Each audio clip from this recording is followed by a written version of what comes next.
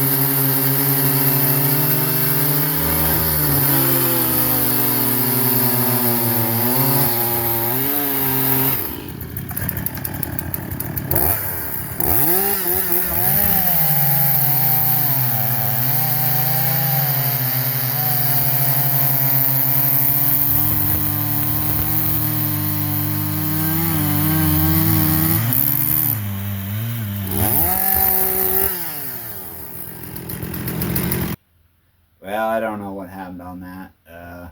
Both saws are fairly fresh, although one saw, of course, is 20 years newer than the Mcculloch, and they're similar. The Mcculloch is a little bit more CCs. However, the older saws in that range spin slower.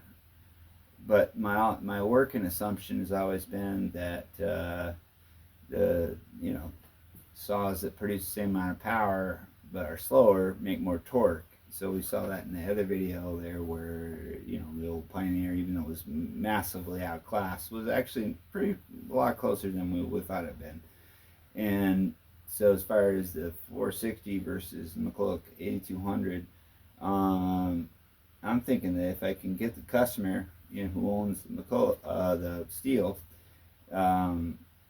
to bring it back for a rematch, that maybe I'll go with a lower raker so that I can be taking a bigger chip and utilizing more of the torque on the Mcculloch, and it'd be closer, if not better. So, because I was surprised at the outcome, but perhaps you guys have a better idea on what I ought to do, and let me know.